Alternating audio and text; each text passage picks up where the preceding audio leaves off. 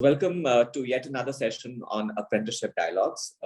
In December, we released an ROI on apprenticeship, a research paper, which makes a business case for any organization to engage with apprenticeships. The research paper was a built-up over the first one, which was released in 2020, but that was largely based on the trends and certain hypotheses. But the current one has some live examples of the organization from diverse sectors and the sizes. And there's a clear indication that organization tends to gain by engaging apprentices, as it creates a consistent talent supply chain, improves productivity, and creates human capital. And the ROI could be as high as about 3 times of the investment made. In today's discussion, we will try to understand and delve into how some of the organizations are leveraging apprenticeship. Interestingly, we also have a very diverse panel today. We have Mr. Bapuji Chikkanagappa. He is the Director Human Resources from Flipkart. We've got Adetya Chopra, who is the Chief Learning Officer, Motilal Oswal Financial Services Limited. And we've got Mr. Gautam Saraf, who is the Vice President and Chief Human Resource Officer for Ferns and Petals Private Limited. I welcome you all and thank you so much for joining us for this session and agreeing to share your experiences and the best practices in doing apprenticeships. Great. So let me begin with my first question to all of you, and is that how is your organization leveraging apprenticeships? So Bapuji, why don't we begin with you, stating that how you have been leveraging or how your organization has been leveraging on apprenticeships? Would you want to throw some light on that? Yeah, sure, Sumit. Thank you, Sumit. Thanks for making me part of this learning session. And it's great to be part of TeamLease initiatives in managing talent.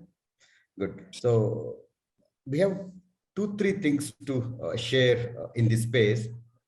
We are going through a journey in this apprentice space from last 3 to 5 years. So we are looking at various models within apprentice, maybe NEAM, NAPs, and the regular apprentice. So each of them have a space.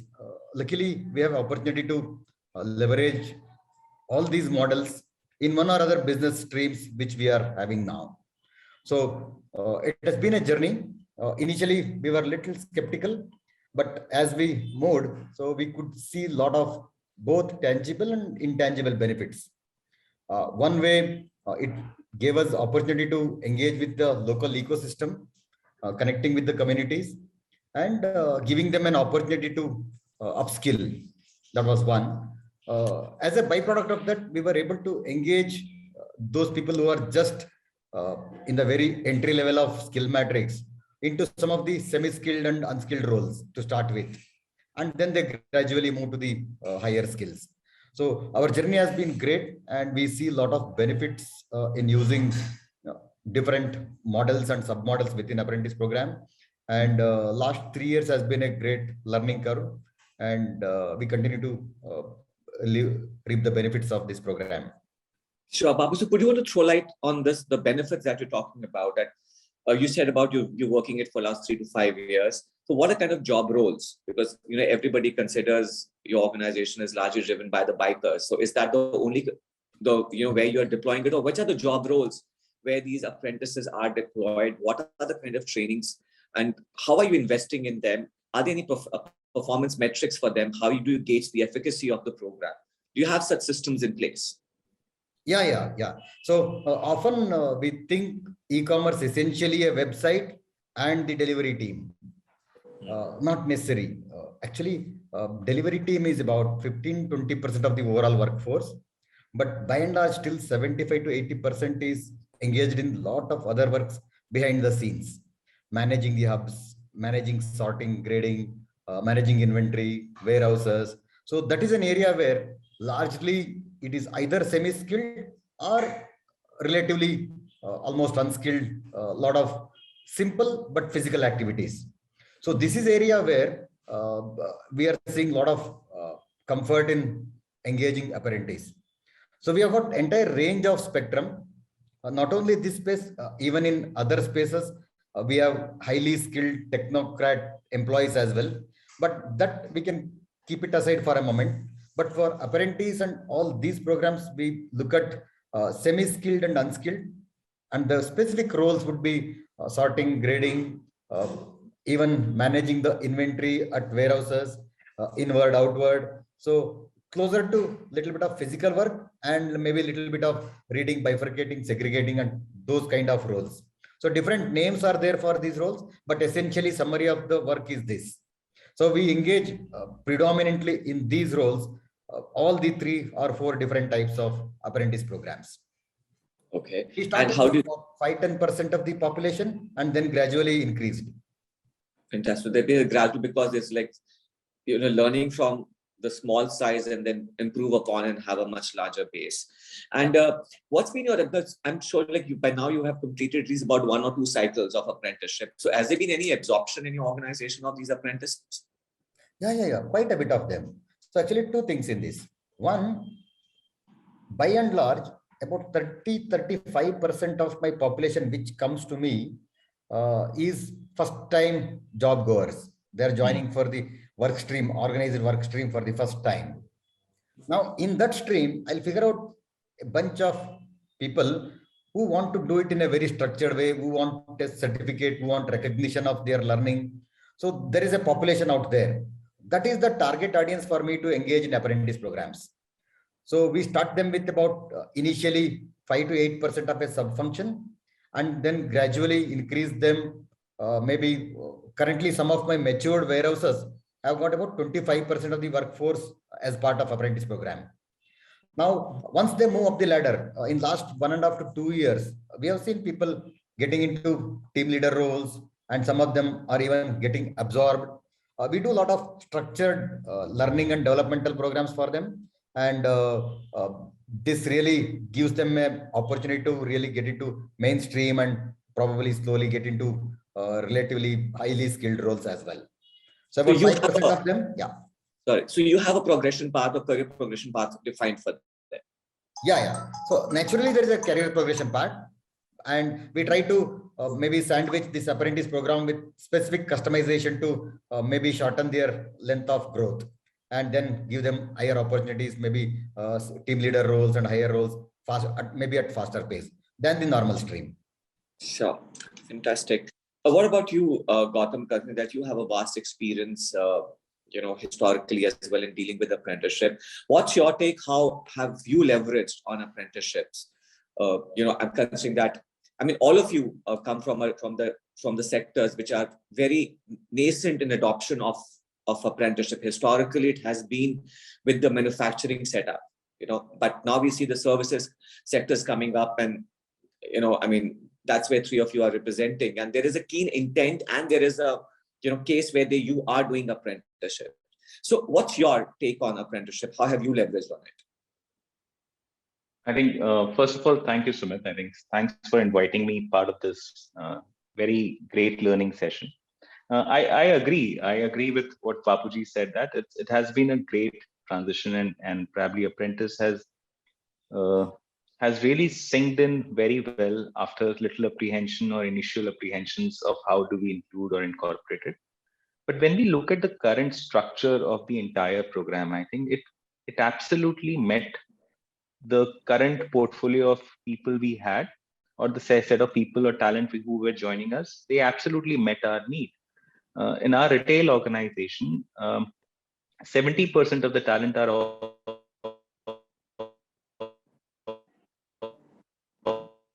Sorry, we're not able to. A very fixed.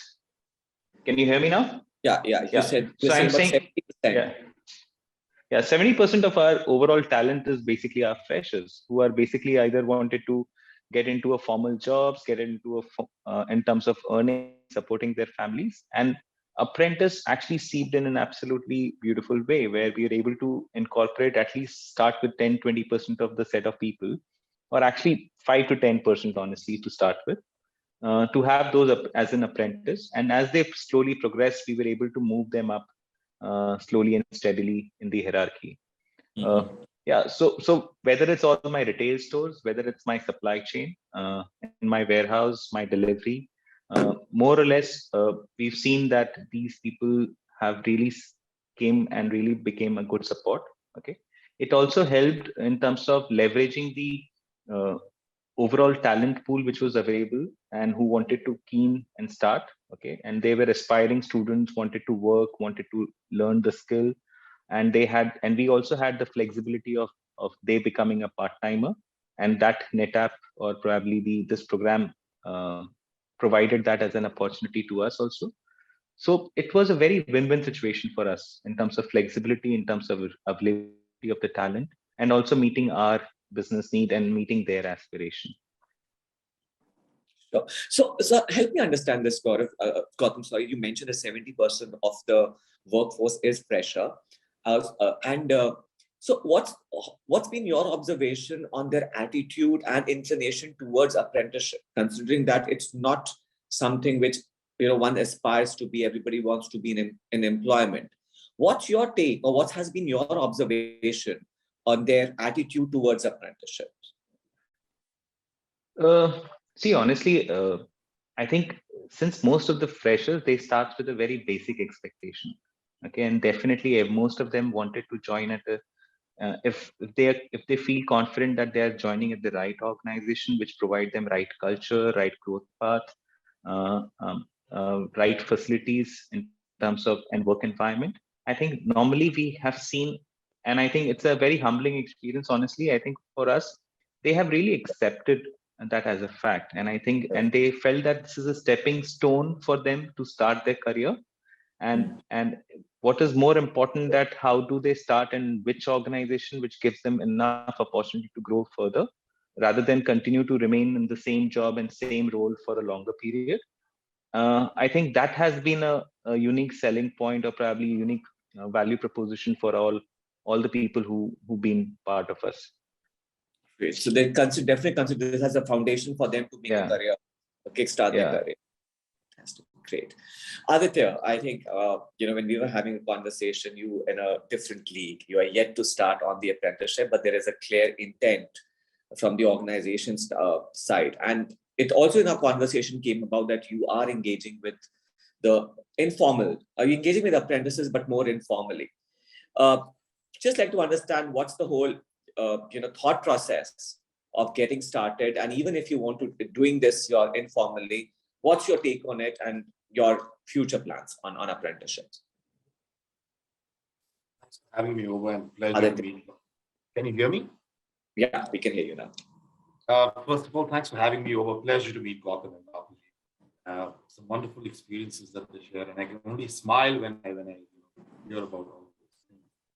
So the white paper that you published has a beautiful case of GenPack, right, which should summarize the intent of and the practice of every organization at large, which is to say that we are hiring freshers anyway.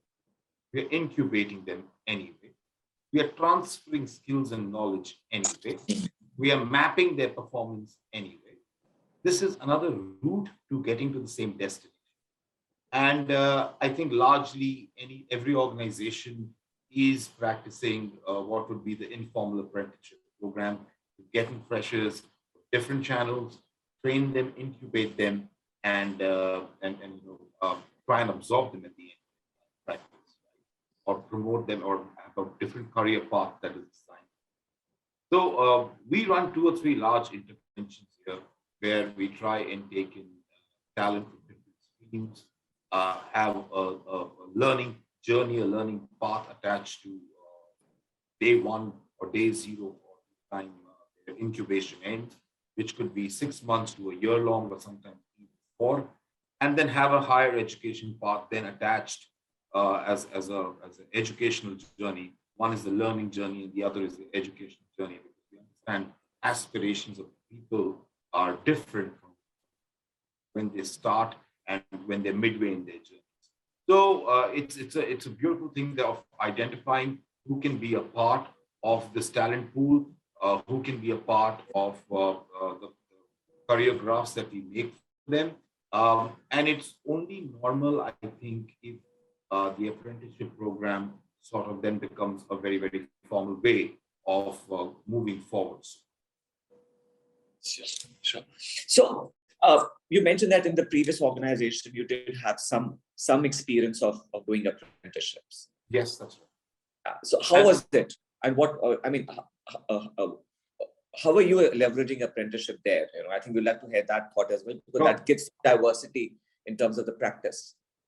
So my previous employer, one of the previous employers was a diversified Indian business house, where typically we were spread across logistics, manufacturing, automotive, and healthcare.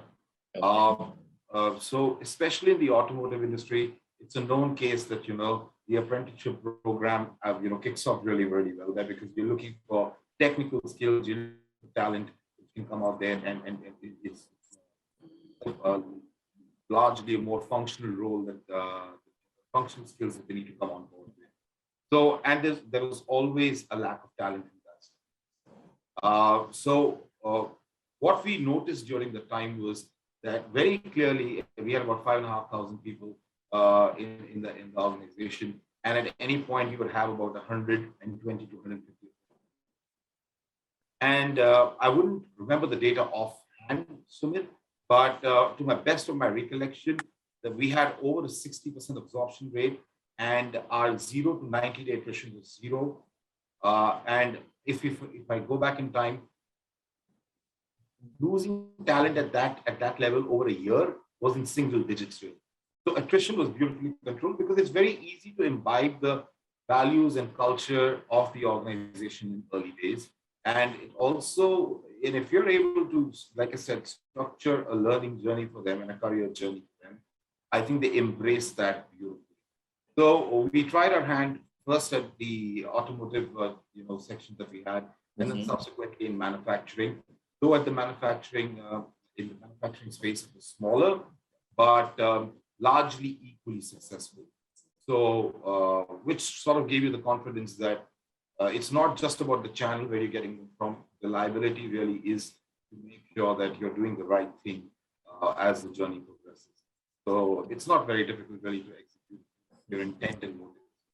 Yes. But tell me, like you are doing apprenticeships, but you said that you're doing it more informally. You do engage with trainees. Any reason for not covering them under the Apprentices Act? What was the reason for that? Well, I wouldn't be sure. And to comment on would be a little short-sighted for me. But I can come back to you as to find out why is that not happening. But I think this makes for a beautiful start to have that conversation. Yes. Mr. Bapuji, you mentioned that it's been 3 to 5 years. I remember those initial years. I mean, those days when we were having a dialogue with your organization, helping you understand what the system is going to be, how it's going to work. But would you like to just throw light on what preparation your organization had to make to get started with apprenticeship? Yeah, Sumit, a lot of things, but I would like to remember 2 initiatives which really helped us. One, incidentally, we had a resource, my colleague who was working with me by name Manjunath. Incidentally, he had spent a lot of his tenure with TeamLease earlier. Yeah. So he was the guy who strongly believed in this formula and tried to explain how it can help the organization. So it was more of a change management. We were not very sure of whether this will help us. Then there was a huge change management required from the field HR teams as well. And more importantly, the business operations team. Yeah. So they strongly believed that this program is for making somebody who is not job ready to make them job ready. So this myth, we need to really work very hard. We worked very hard. We built a team, explained the model, took this program to different stakeholders, and gave them complete holistic approach of how this helps. 1, the local communities. 2nd, the organization. 3rd, the individual.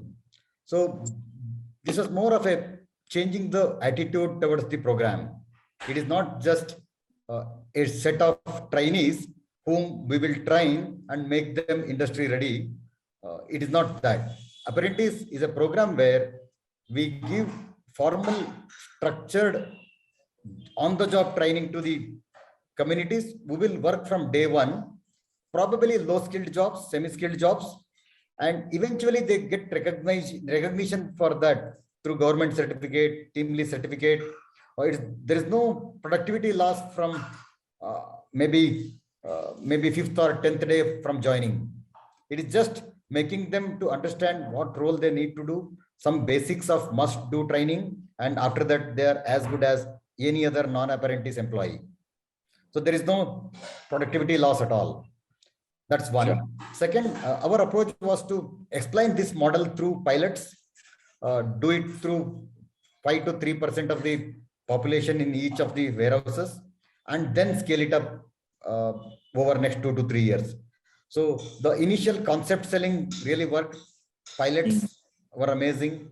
And as an organization, we started seeing benefits out of this entire program. Yes, there were some roadblocks, some apprehensions.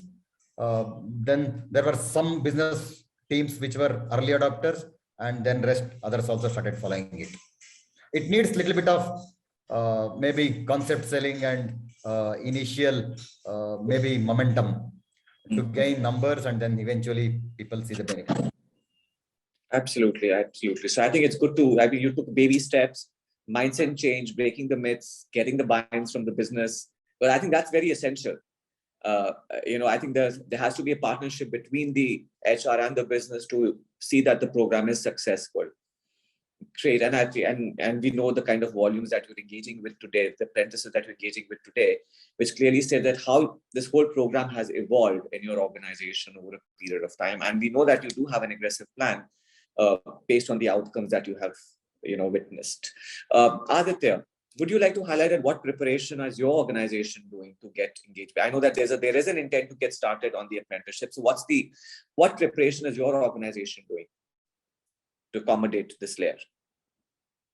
As for anything that you embark upon which is new and which you're not exposed to earlier, you prepare for failure first, and you try and sort out, where is it that the program can possibly work, and where is it that we will fail to deliver. And also equally, like both of you just said, setting the expectation right with the business is the key to success in any of these interventions.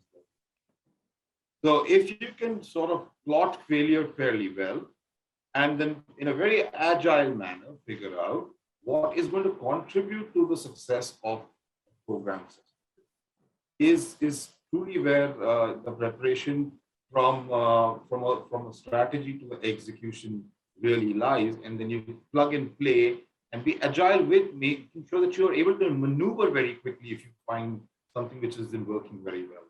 So, to be honest, I don't think we will prepare extraordinarily for something like this, but I think we'll be extremely cognizant of the fact that what is it that we really need to truly achieve out of this, and what is it that we truly need to deliver from our standpoint to the apprentice and to the program at large.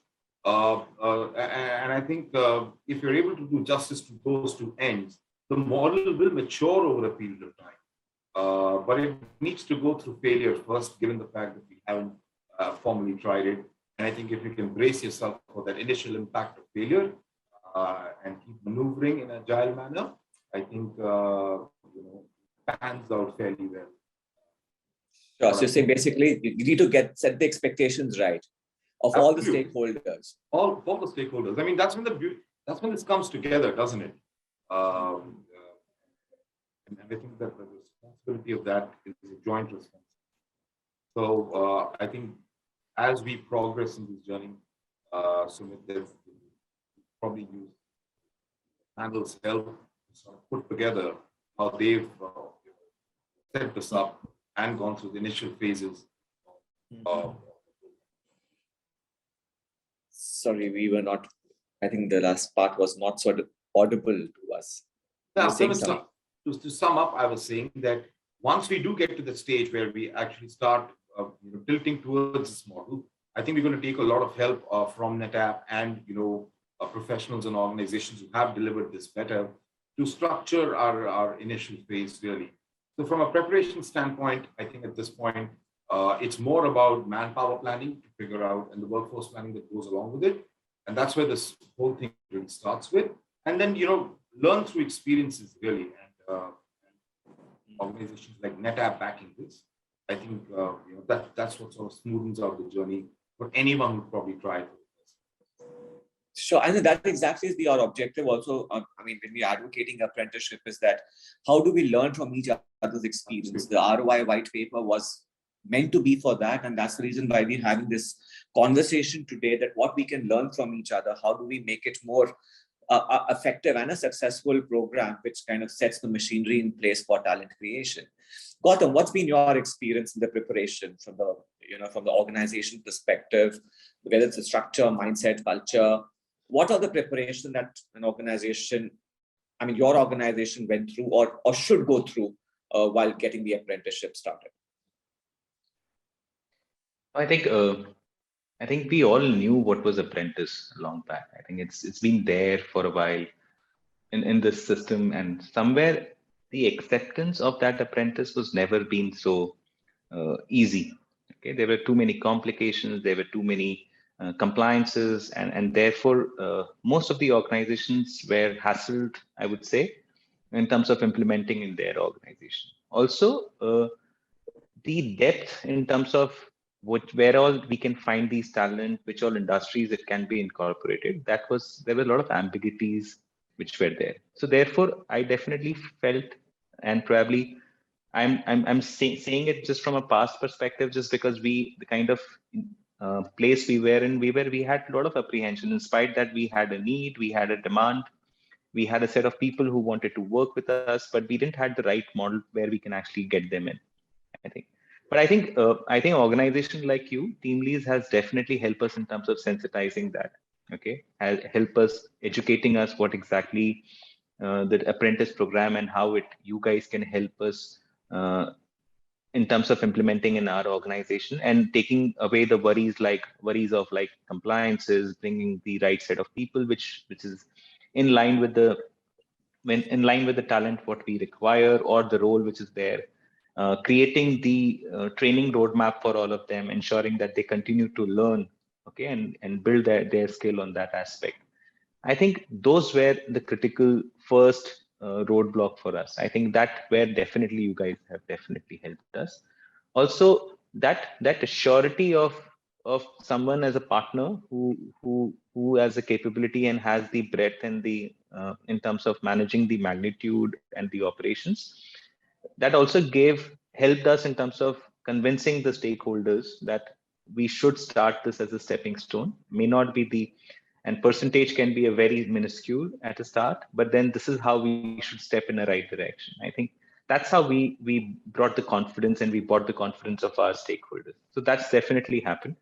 And I think slowly the way the entire partnership began and probably progressed, I think it really helped us to show that response and in terms of the benefits what we started to reap, whether from an employee perspective or from an organization perspective.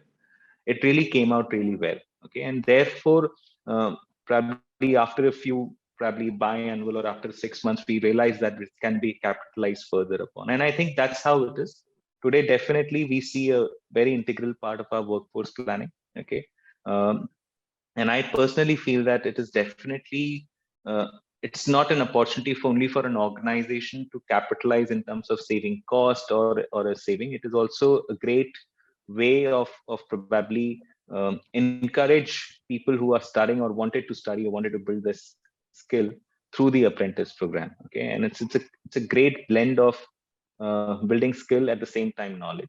Okay. And again, today apprentices, the way it is opening up for various sectors, whether it's retail, whether it's manufacturing, whether it's supply chain or logistic, and I see that there is a tremendous scope ahead. Okay, I am definitely, again, we have a huge captive center, and I'm really tempted that is there any possibility there where we also can capitalize upon this talent workforce which is available, because most of these, again, kids or probably the employees who joined us, again, either they are studying or they're trying to get into the mainstream of their aspiration. So can we also bring in that? I think that's again one of the thoughts which is going on. But again, a great opportunity. It's a great initiative around. There is a lot still can be achieved. I still feel that a flexibility also can play a big role. Okay. In terms so of one of the aspects. So flexibility in terms of, we all know that the kind of aspiration all these students who brings in. Okay. So for example, we used TeamLease or the Apprentice Act as an also to take them as a part-timer. Right, we were paying them on the number of hours rather than particular expecting them to work as a 9 hours. That also helped really beautifully to us. We paid compensation in accordance, a bit higher, but that's okay. That worked and matched with our demand supply in terms of supply chain or in the retail store. So definitely it worked beautifully for us. So it has worked, like you mentioned that you have a wonderful experience. It's working well for the organization. What are some of the visible outcomes, or tangible outcomes that you would like to highlight? Because, I think the intangible takes a little longer, but people are more impatient and they want to see that, okay, what are the tangible benefits that we can see immediately, right? And that kind of gives them that confidence to possibly stick around, and then they can start, enjoy the long-term benefits. But what are those visible benefits which your organization or that you could witness by engaging with apprentice? I think for straightforward at this level, the major always concern has been the attrition, right? But just because it was a complete program where we were also committed in building the skill at the same time, building and helping them in earning. It's like earn while learn. Okay. Yeah. I think that really helped us in terms of driving the retention aspect. Okay, and probably able to attract the good set of people who aspire to do well and who are very career oriented. Okay, so therefore, one, definitely for me from a tangible side, it's definitely retention, and second, able to attract a good talent pool. Okay, so I think those are the two propositions that. And third, I would say getting an expert who will able to manage this and making it absolutely compliant. Okay, as an organization, we wanted to do everything in right. And then how can we make sure that there are some partners who can help us in doing all these kind of initiatives in a rightful manner? Sure. Bapuji, what's been your experience? Like, you've also been leveraging it for a fairly long time. You said that, you're also kind of making most of the whole, this act and everything. What are your visible outcomes? And that's the reason why you said that you took baby steps, then you grew, and now you have an aggressive plan. What is it that prompted you to continue, and what's the benefit your organization is realizing out of it? Yeah, so a lot of benefits which Gautam has just listed are quite evident, and I agree completely with him. And apart from that, when we list these both tangible and intangible benefits, the first one that comes to my mind is a lot of people who come to us for looking for jobs. Often we used to turn them back. So there is a huge social cause, yet quite important to look at the talent pool. So we used to send them back. Maybe we don't have roles. Maybe we are not ready to give them that kind of training and make them job ready. So that is a big change. So a lot of people whom we were otherwise not considering, they are part of the talent pool now. We tell them, yes, we have an option, but just that you need to go through a maybe initial induction program, and then you are ready. Maybe first 6 months you'll be going through a structured on-the-job OJT kind of training program, and then you have an opportunity to get into mainstream. So accepting more and more people who are willing to work, want to work, and aspirational, but don't know where to start from. That is one tangible benefit. Beyond that, for an organization like ours, where we constantly work how best we reduce our cost per shipment at a level, packing, repacking, delivering, distributing, or maybe even different stages of inventory management. We look at how do we optimize cost for every shipment that we handle. So that is where these programs worked out to be quite economical, efficient, while doing exactly the similar work that a normal otherwise a full-time contract employee would do. So it's also because they went through some structured training, so the efficiency was better off, and that's the reason your cost per shipment kind of reduced. Is that what you're trying to imply here? Yeah, two things. One, this invariably inherently comes with a lot of statutory maybe subsidies. That's one. Second, both these cohorts of people, somebody who is working in a particular production line or a delivery line, and somebody who has just joined as an apprentice, gone through training program for about 5-6 days, and then getting into the new role, we don't see market difference in their productivity over 1 month or 2 months of time, because these are all relatively less skilled jobs. So productivity was on par with any other contract employee, but at much lesser cost. Those are the other benefits, intangible benefits. Sure. Great. Aditya, what's been your expectation, or what's your expectation out of this program as you're going to get started with it?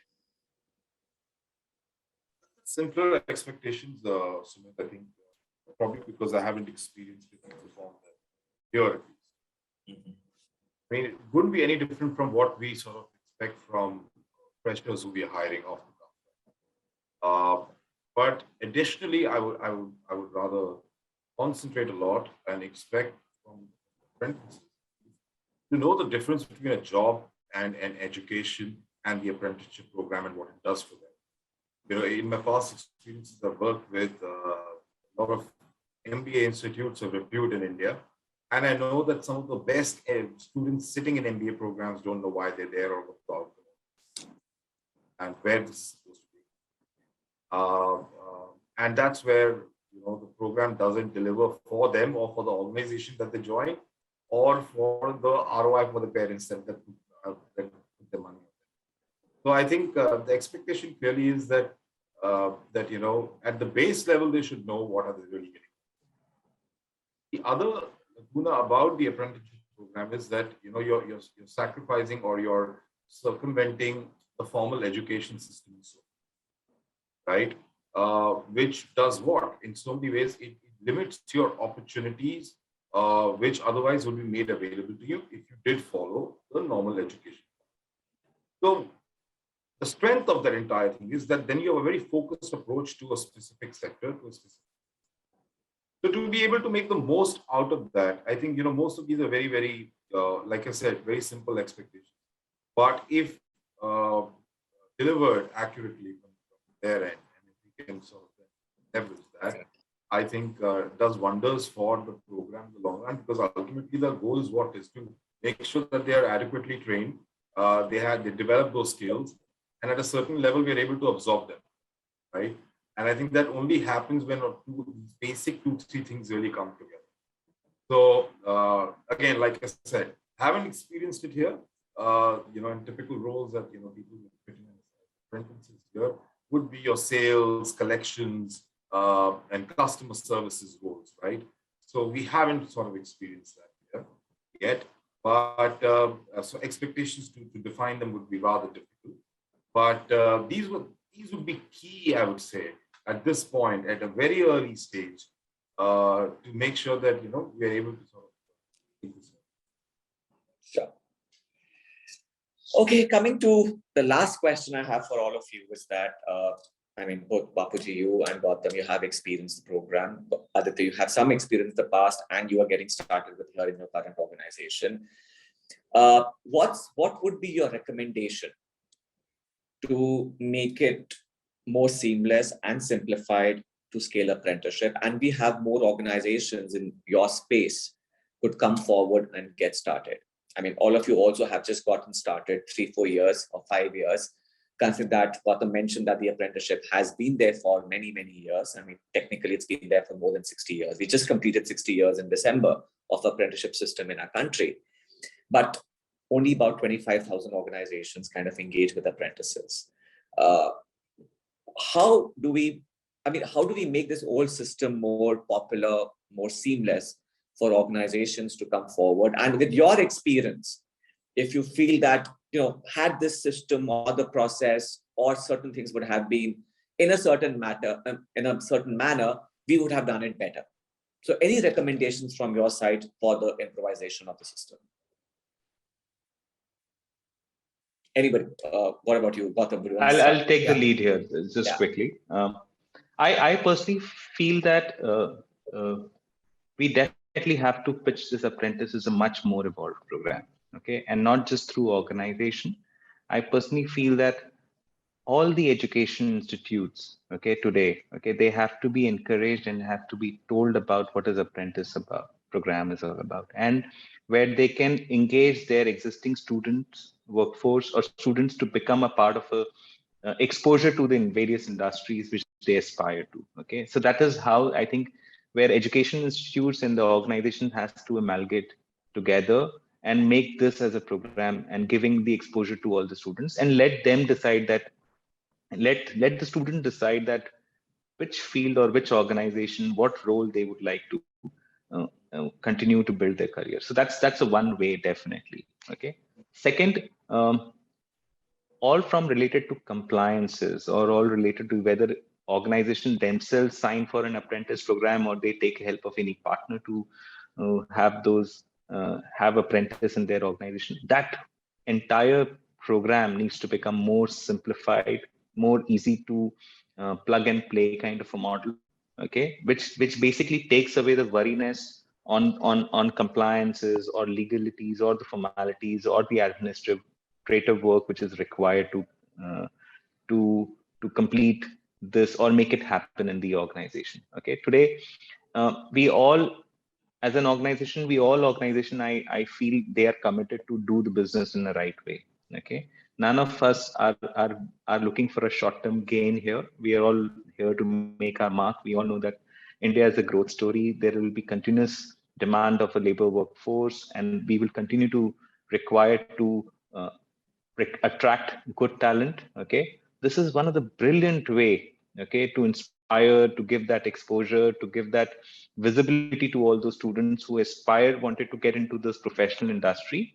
Okay, this is can be a stepping stone. Apprentice can become a stepping stone in the. So that's definitely for me. Is definitely one is clear opportunity area. Okay, and again, this is just not a free model where I am taking a productivity from a student and not paying it. It is in terms of that we are also attaching the monetary aspect so that it continue to inspire students to take this kind of roles. Okay, so today we all have in our education institutes, the curriculums, we see there is an internship program, there is a training program which they have to go through, but it is still a very unstructured today. Okay, and can we integrate that with that's again a very high thinking which I may be doing, but I definitely see there is a possibility if we really put in right intent to it. I still see that that can happen in a very beautiful manner.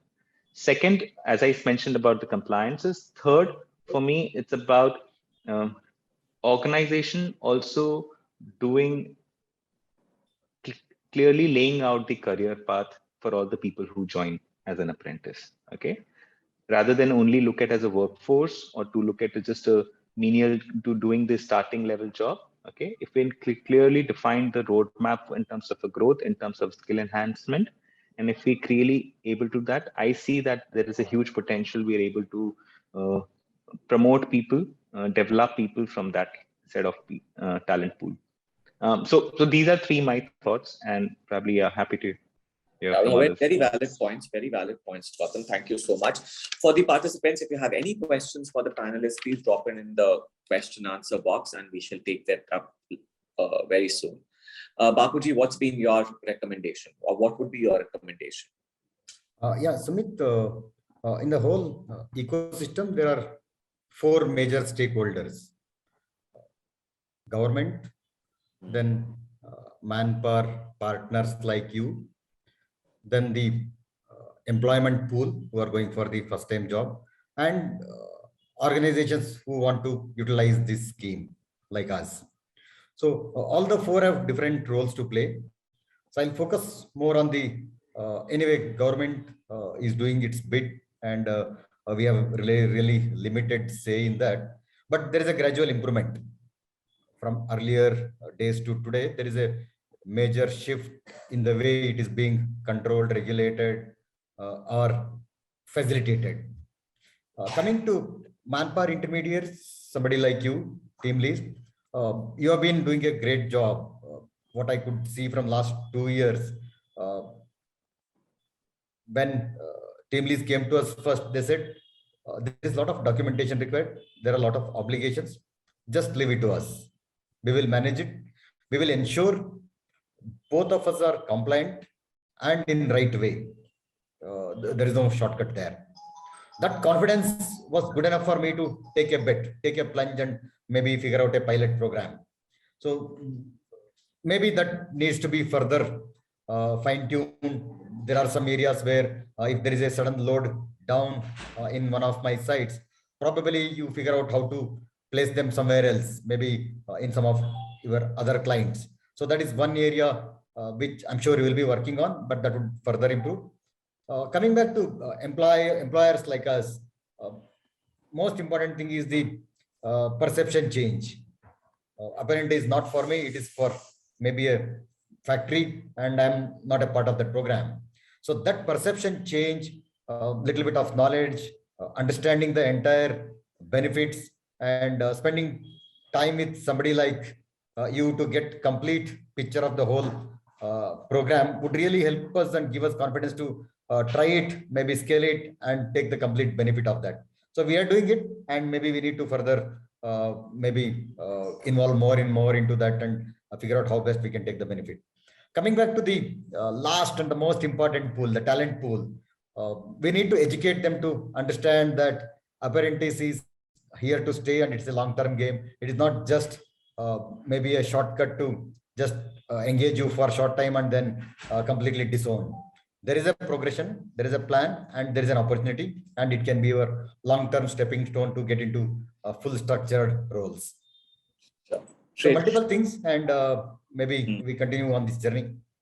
Yes, and I see that you've mentioned to everybody that we should possibly have an annual apprenticeship day as well. Just to let you know that actually it's 12th of December in 1961 is when the Apprenticeship Act was enacted, actually. So yeah, maybe that could be the day we could, make it an annual apprenticeship day. And you also mentioned that availability and speed of supply becomes critical to grow this opportunity while we cater to volume hiring and quick onboarding and easy separation. Okay, Adetya, your words on it. What recommendation would you want to make as you're getting started? Are you facing anything that you want to get started? Maybe the awareness side of it, something that you would like to mention. Largely from the limited time I've spent in the system so far, I've seen businesses being very open to trying models which can add to the success of everybody. And it gets us a little excited from the learning and development standpoint, because it's an avenue to try a new learning model and then take that up as a challenge to see how can we really make that success. So, Sumit, as much as we speak about the ROI and the compliance and the whatnots, which is the technicality of this sort of a program, the merit of the program is always going to be how do you take raw talent and convert it into skilled talent. So, and that's the lens I always look at these things from. So there is one aspect which is, the compliance, and that's why I didn't speak about it, because that's a technicality of it. Anything of this sort, when you engage into something. So there are experts like you who sit there who take care of the conveniences and how convenient and how easy can we make this for the organization as well. But for me, the lens I will always look at it from is that how do I take raw, unskilled talent and convert it into skilled talent and possibly have a career path, because that's what will define success from an L&D standpoint. The compliance of it for me is not going to define my success. The ROI is not going to define my success at stage one. Is how beautifully can I incubate it and what can I really deliver for the business and the rest of my stakeholders, including the apprentice, is what is going to define success for me. So my lens, unfortunately, fortunately, Sumit, is always going to be that what kind of a learning journey and what are the pains that you're really taking to make the needle move from point A to point B for the organization, for the apprentice, and for the ecosystem at large, really. The rest will take care of itself thanks to you all. Sure.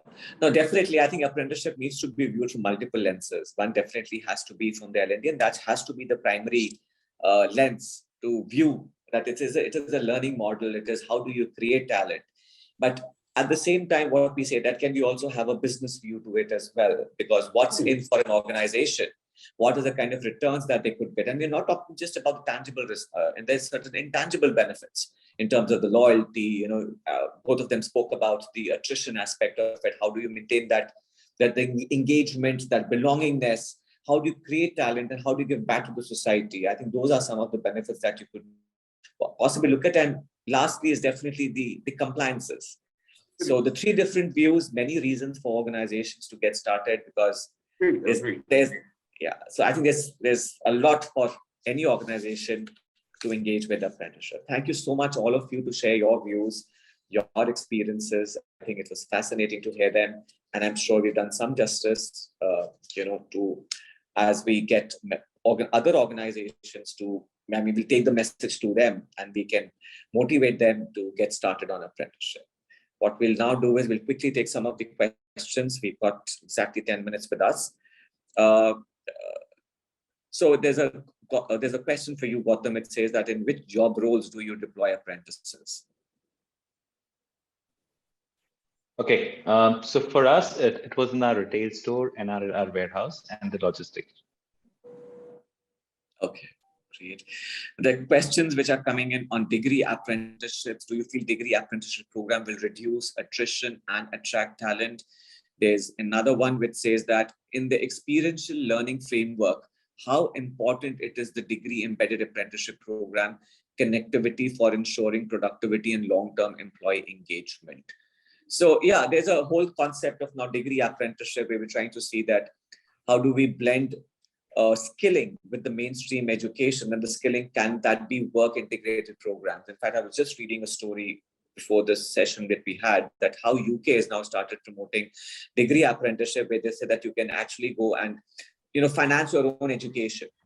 So what's your take on degree apprenticeship? Because it needs a lot of academia and the industry partnership. So any thoughts on that?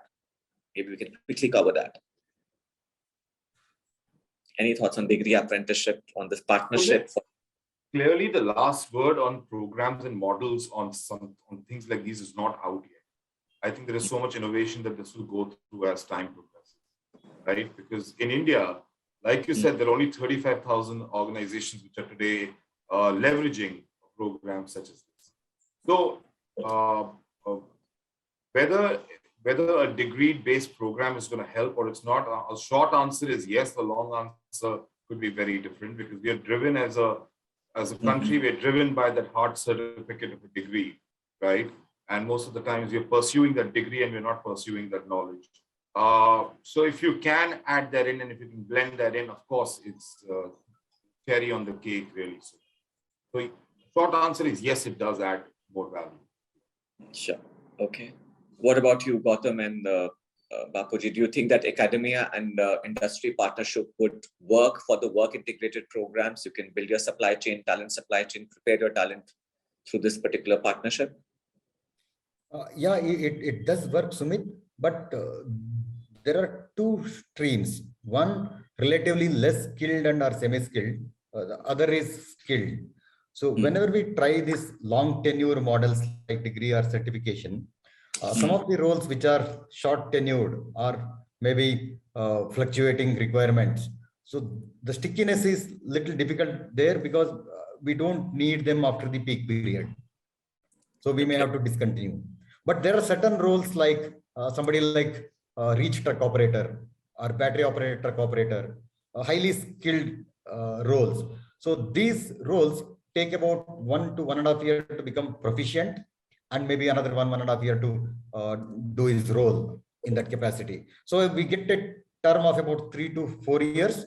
So those are the roles it is relatively comfortable to program it as a part of degree apprentice and longer tenure, and then eventually it becomes a fully certified degree holder and a maybe role discharger. So not for all roles, but certain roles surely possible. Sure, possible. Okay. Gautam, your take. No, I already said that yes, there is definitely a great opportunity in basically collaboration between academia and the organization.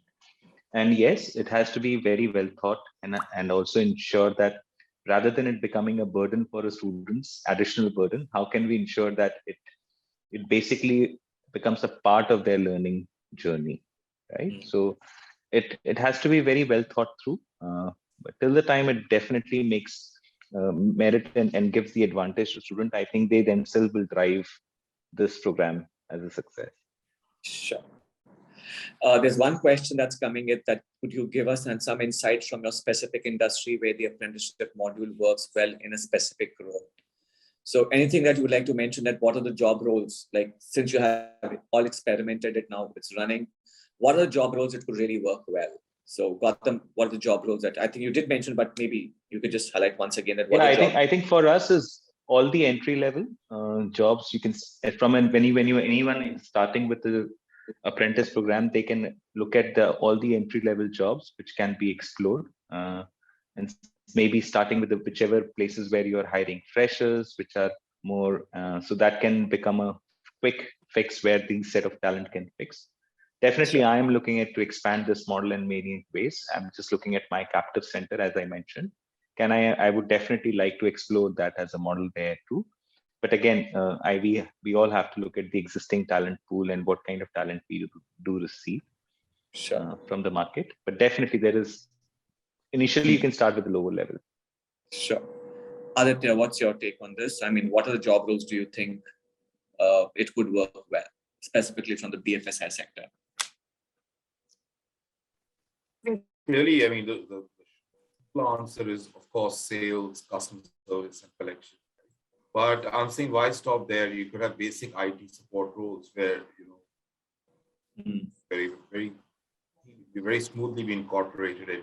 But to second Gautam, all entry-level roles, which do not require over and above a certain skill, they are completely accessible and open. So what both of you are suggesting is that it's any role. It's not that any sector agnostic, or it just has to be the entry level. It could be any role. Bapuji, what's your take? What's your take on this? Yeah. It can take multiple roles, multiple functions, multiple sectors. We do it in very different divisions within our company, and it's quite possible to open up this opportunity across the spectrum. And many times you'll be caught by surprise. Some of the places where we didn't anticipate might click. So that's what happened to us in many places. So we've opened it for all types of subdivisions, and in some places it is doing extremely well and others are catching up. It is basically mind shift change, and then maybe early adopters, and then maybe others will also catch up. Very valid point, Bapuji. In fact, it's not that if there's any job role where apprenticeship is not done, doesn't mean that it cannot be done. It has to be, somebody has to be the first one to get started. Our experience has been that, like, we work with almost all sectors across job, about 140 different job roles.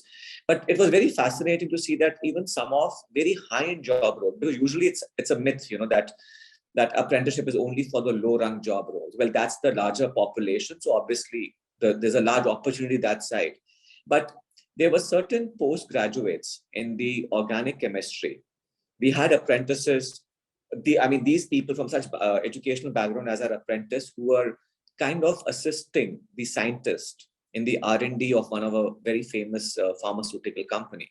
So there is no limit to any opportunities. It's not that apprentices doesn't mean that it's a low end thing. It's just how do you upskill yourself, gain more experience, because it's the knowledge you may have, but how do you build more application to that knowledge is what the apprenticeship does to you. So thank you so much, all of you. Wonderful having you. And Gautam, this is your second time. I know we started our webinar series with you, and your thoughts continue to evolve. Thanks, Adetya. Thanks, Bapuji, and we'll see you soon. Thank you.